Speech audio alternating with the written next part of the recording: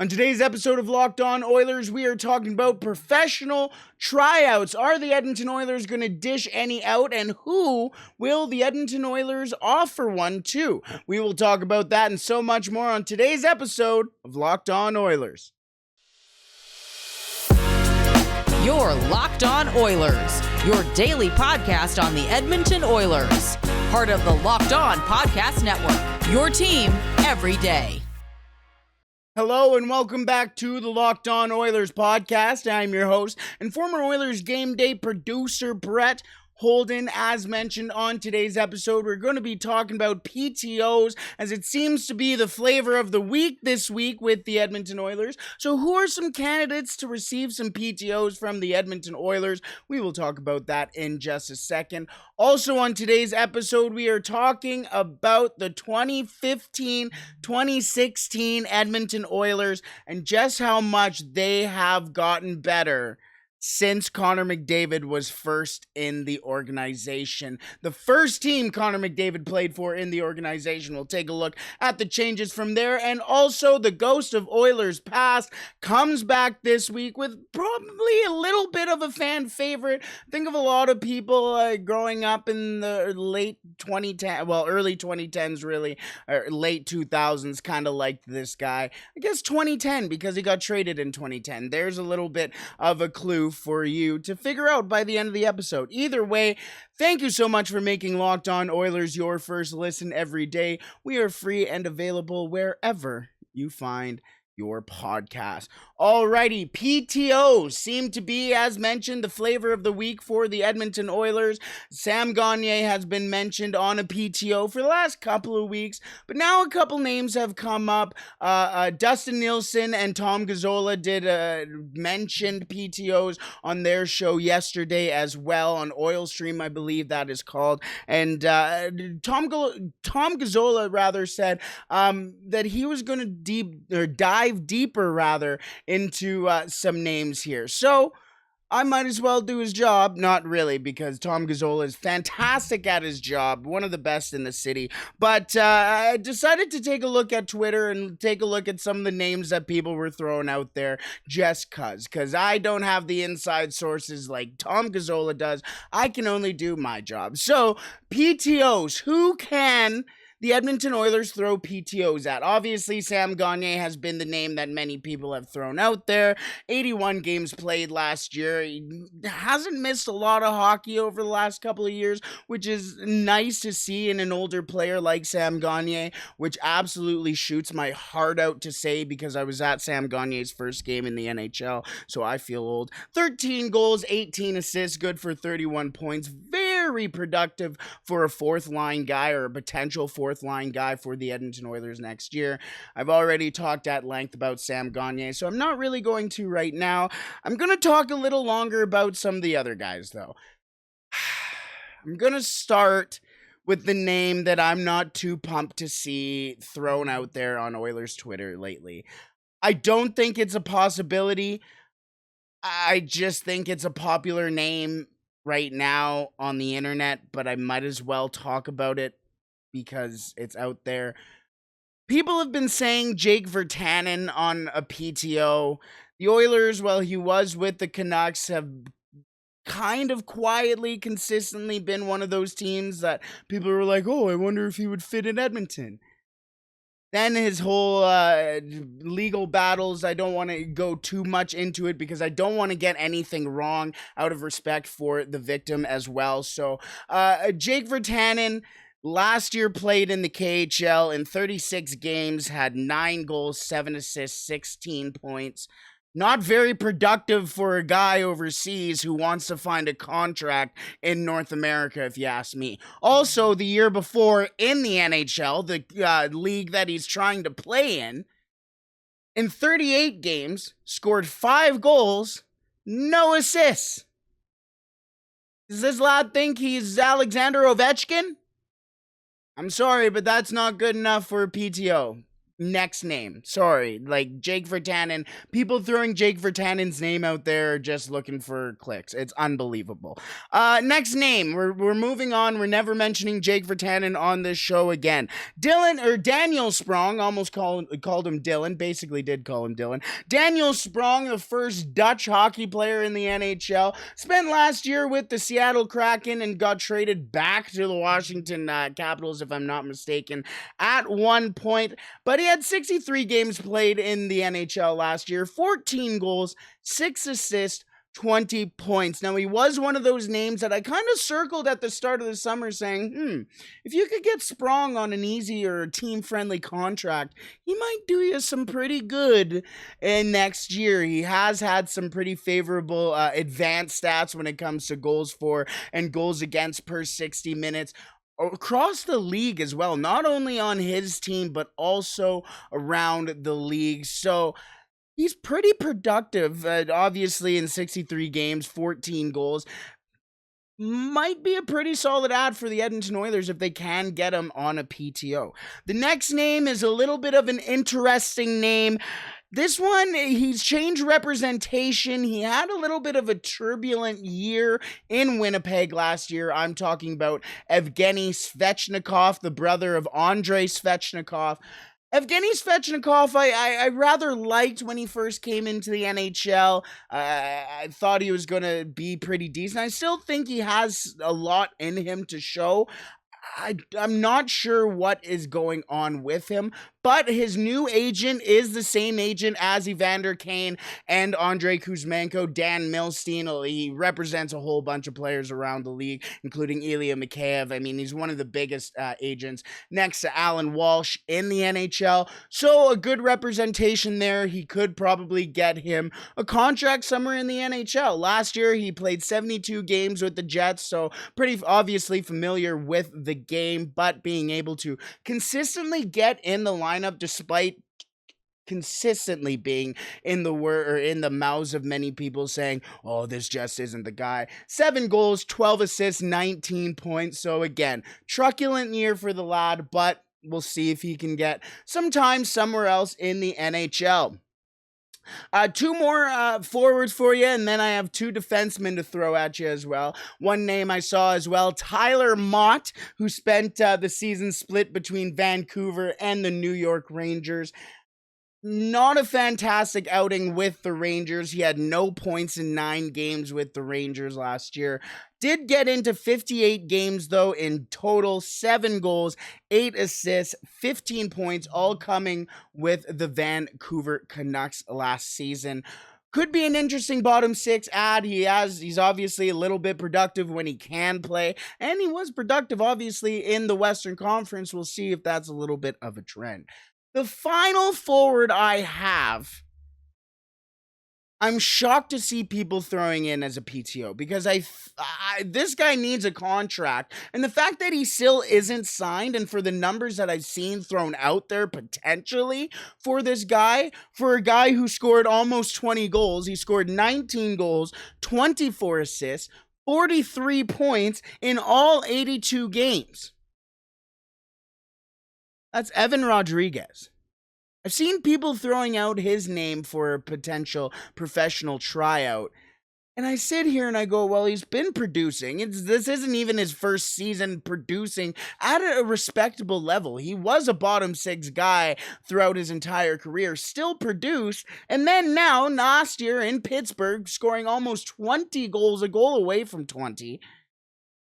And he's still not signed. And people are talking about a PTO.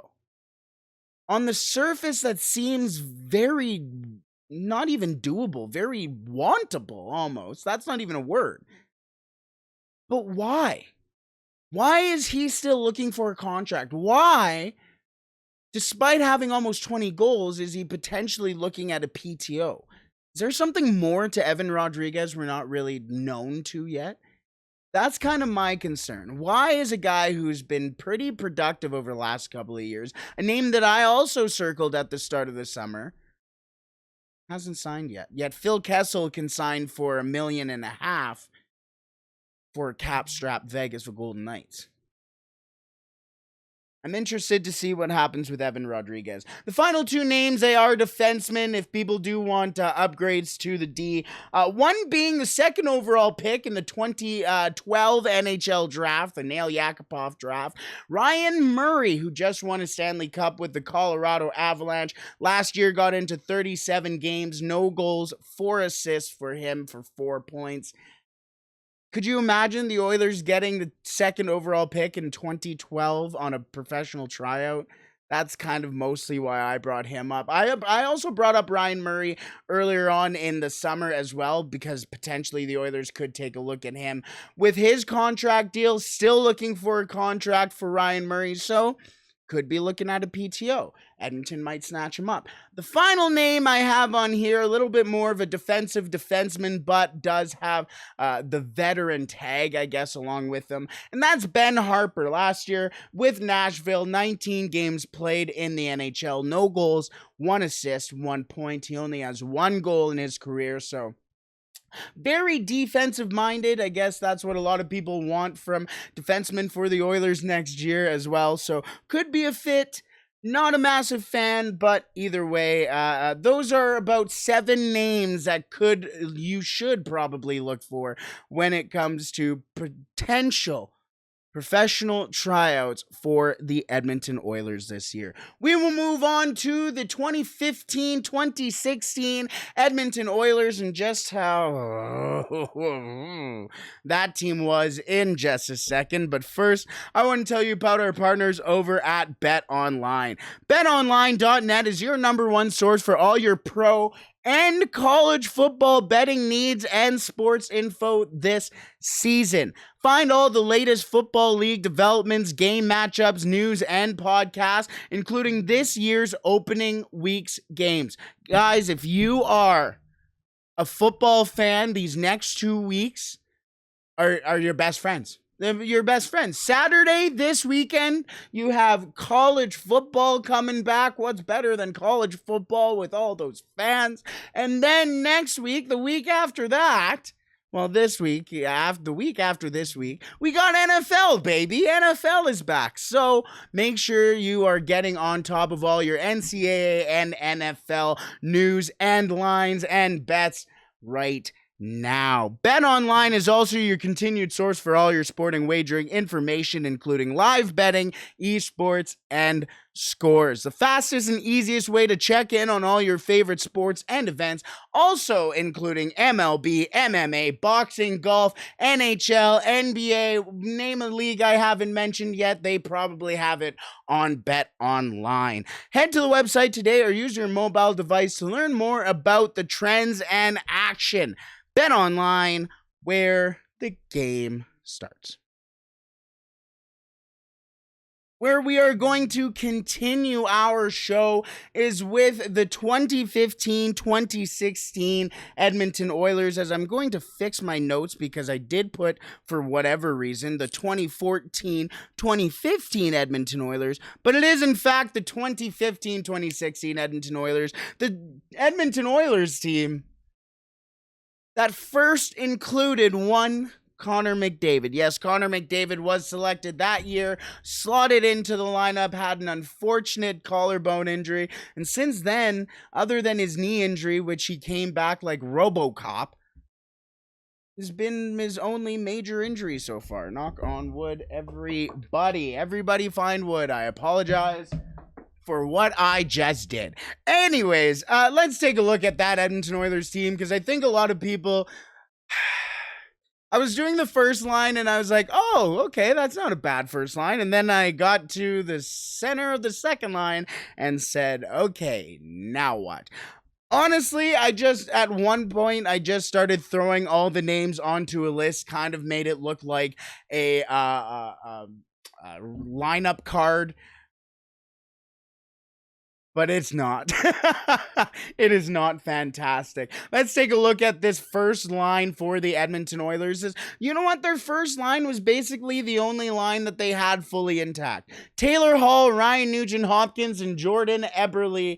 Everyone thought that was going to be the future of the Edmonton Oilers. The following year, Taylor Hall got traded 1-for-1 Poor Adam Larson. So much for that. Then Jordan Eberle eventually got sent off for Ryan Strome, and the only two remaining from that team, well, basically, is Ryan Nugent-Hopkins and Connor McDavid. Interestingly enough as well, though, Leon Draisaitl was also still on that team as well. He came back, I believe, from where did he go? Prince Albert after the Memorial Cup. He came up. I think that was back when he was still number 55. So, hey, Dylan Holloway's wearing 55 now this year. Could be a pretty nice number in the Oilers organization. Speaking of number 55s, you know who the reason why he had to change from number 55? Mark Letestu. Yeah, Mark Letestu is on this Edmonton Oilers team as well to round out the centerman, number 51, the second round pick from the 2009 NHL draft, Anton Lander. Yeah, that was the year the Edmonton Oilers also selected Magnus Päivi Svensson, 10th overall. So that's fantastic. And then they decided to go, hey, you ever heard of your best friend Anton?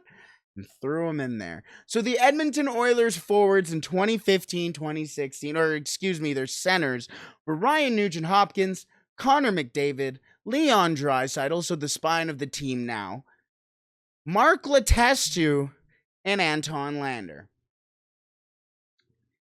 Nah.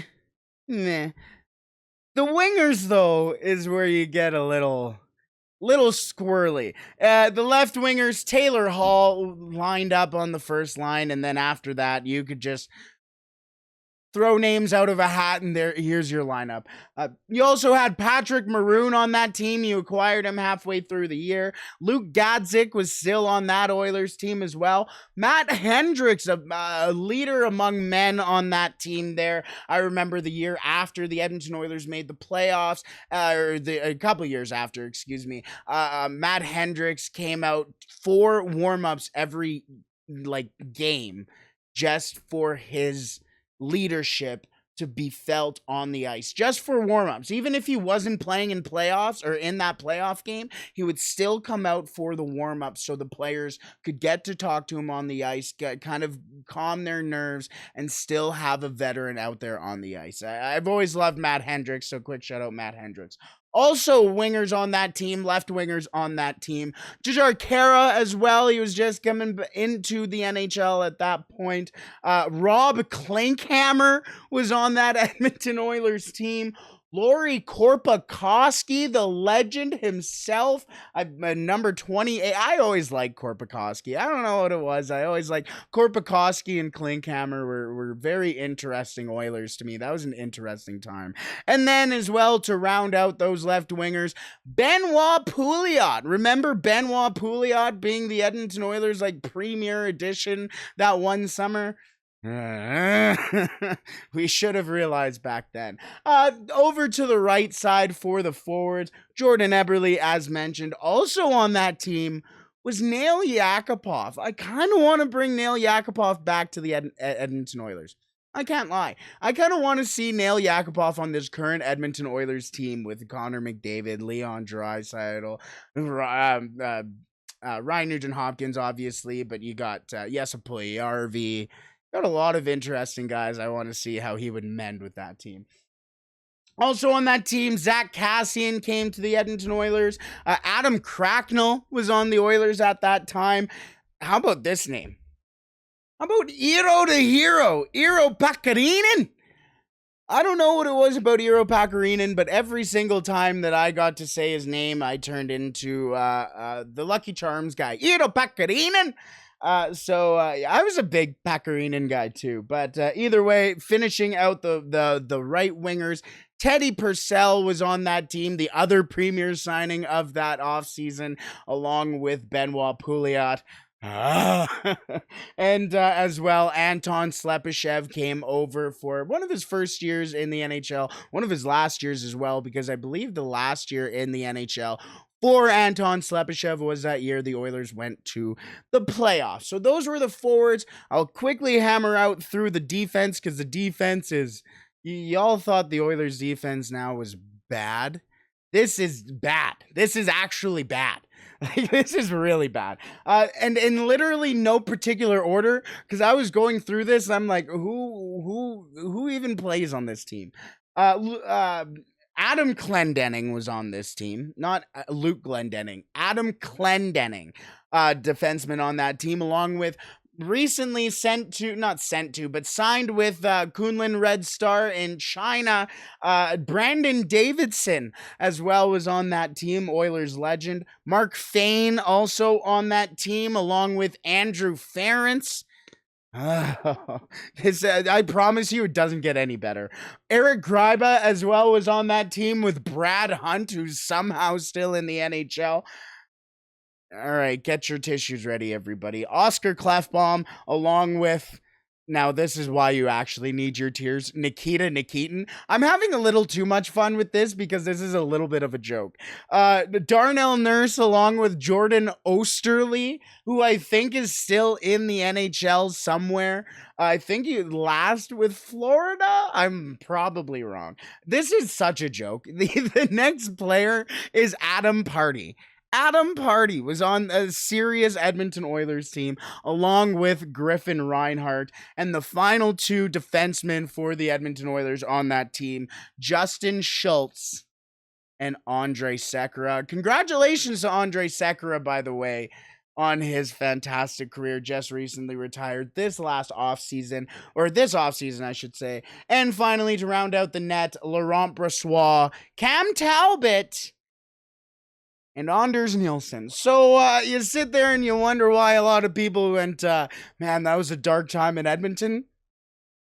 That's why. Now the Edmonton Oilers, the lines are literally, if we take a look at this, Evander Kane, Connor McDavid, throw it out there, Kyler Yamamoto, Zach Hyman, Leon Draisaitl, Ryan Nugent-Hopkins, Dylan Holloway, Ryan McLeod, and Jesse Puljujärvi, Matthias Janmark, potentially Sam Gagner, Derek Ryan, Devon Shore. Better than Hall, Nuge, Eberle, Maroon, McDavid, Yakupov, Gadzik, Draisaitl, Cassian, Hendricks, the Testu, Cracknell.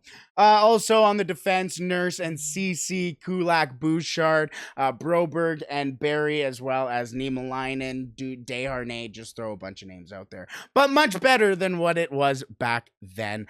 I'm sorry you had to relive that. If I had to think about it, then you had to as well. I'm sorry, but it's life. Either way, let's move on to the Ghost of Oilers passes. This one was a little bit of a fan favorite, one of my favorites as well, kind of growing up, because he also had to play within the depths of just how bad that team basically looked. It all basically led up to that team, and he was on those teams there. Either way, just before we get into that, I have a PSA from the NHTSA. Are you one of those people who thinks it's okay to drive stoned? What's the worst that can happen? You end up driving below the speed limit? It's no big deal, right? Wrong. The truth is, your reaction times slow way down when you're high. You not only put yourself in danger, but everyone around you. Talk about a buzzkill. Stop kidding yourself. It's not okay to drive high. If you've been using marijuana in any form, do not get behind the wheel. If you feel different, you drive different. Drive high, get a DUI. Now we are going to move into the final section of today's episode, the final period, and that is the Ghost of Oilers Past. Today's Ghost of Oilers Past was acquired back on June 29th, 2008, a couple days before the July 1st free agent frenzy. I remember this day like it was yesterday because I was very sick with the flu in Los Angeles and almost had to fly home on a plane before a bomb threat at LAX canceled that flight. Yes, that's an entirely true story. I was throwing up the moment I found out that the Edmonton Oilers had traded Jarrett Stoll and Matt Green to the Los Angeles Kings for Lubomir Visnovsky. Today's and this week's Ghost of Oilers Past is Lubomir Visnovsky. I was a big Lubomir Visnovsky guy. Despite the fact I was throwing up at the time of the trade, I was a even bigger Jarrett Stoll and Matt Green guy. I was a big Jarrett Stoll guy because I liked the Edmonton Roadrunners, and he was on the Roadrunners at the time. Got to be pretty personal with the Edmonton Roadrunners back then, but it was tough to see a guy like that go for me in Jarrett Stoll, and Matt Green was obviously a fan favorite as well. But the Edmonton Oilers got a fan favorite in return in Lubomir Visnovsky. As mentioned, he was traded to the Oilers on June 29th in 2008. He spent 2 seasons with the Edmonton Oilers in 2008, 2009, then 2009, 2010.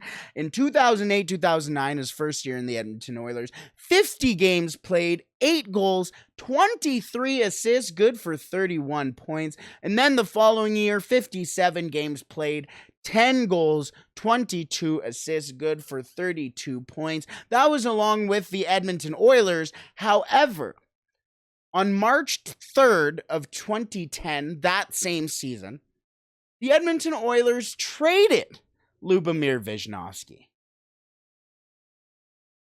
The Edmonton Oilers acquired a defenseman from the Anaheim Ducks for Visnovsky. That defenseman, along with a 3rd-round pick, was Ryan Whitney. Yes, the Edmonton Oilers got Ryan Whitney, Whit Daddy, Whit Dog, depending on if you subscribe to the Spittin' Chicklets feel. I know not everybody's a big Spittin' Chicklets guy. I don't really listen to Spittin' Chicklets, but I'm a Pink Whitney guy, so... And also my favorite Ryan Whitney memory was his first game against the Anaheim Ducks at Rexall, when he just decided to sit on like the boards of the bench of the Anaheim Ducks, and Randy Carlyle was just sitting there laughing his head off. I always thought that was one of the best moments in Oilers history, and Whitney's just sitting there going, oh, and Solani's sitting there laughing too. Just all of that, Lubomir Visnovsky led to that, so I just had to mention that. His final season, Lubomir Visnovsky's final season in hockey, came in 2015-2016, after he spent the rest of his career up until 2015 in the NHL, spending some time with different teams around the NHL, tried his hand at a PTO, speaking of which, with the Chicago Blackhawks. Didn't turn out, ended up going back home to Slovakia, played in the KHL for Bratislava Slovan, so excuse me if I mispronounced that. Played 9 games that year in 2015-2016, got 2 goals, 8 assists, 10 points. Oh, Lubo, you still have it, baby. But no, he ended up calling it a career after that. Since then, he's been rather quiet, but I found a Slovakian article that came out about 5 days ago, a little bit of a profile with Lubo, because Visnovsky is playing with a whole bunch of Slovakian and kind of that area, Eastern European hockey players in a charity game just next week, I believe it is. Playing in that charity match is Jaromír Jágr, Marian Hossa, Marian Gaborik. Yuri Talusi was a fun name in there. Marek Zidličky, Edmonton Oilers legend, Patrick Klima. Oh my goodness, I already said that. Oh my goodness. Marek Zidličky, Filip Hronek, Jakub Voracek's going to be in there. Patrick Elias, one of my favorite players growing up as well. Peter Nedved, an Edmonton Oilers legend, and Peter Bondra as well, going to be in that charity game as well. So, you know, as mentioned, he tries to keep, he's not doing anything hockey related. He's just living in retirement. He's mentioned that he tries to keep up with his bicycling, walks his dog all the time and stuff like that, just being a normal lad over in Slovakia. That is where we'll call it today. As mentioned, it's been a hot week here in Edmonton. Just before you go, I just want to thank you so much for making Locked On Oilers your first listen every day. Now for your second listen, make sure you tune in to the Ultimate Pro Football Preview of 2022, an 8-episode extravaganza to get you ready for the NFL season. The local team experts of the Locked On Podcast Network, plus a betting angle from Lee Sterling of Locked On Bets, all combining into one ultimate NFL preview. Search for Ultimate Pro Football Preview 2022 on your Audacity app, YouTube, or wherever you get your podcasts. As mentioned, let's call it there. It is Thursday. We will be back tomorrow for Friday. It's Friday. Then we're not getting into it yet. Tomorrow is Friday. We will be back on Friday again. I hope you have a wonderful day leading into the long weekend, baby. I hope you stay safe, don't do anything I wouldn't do, and play La Bamba, baby.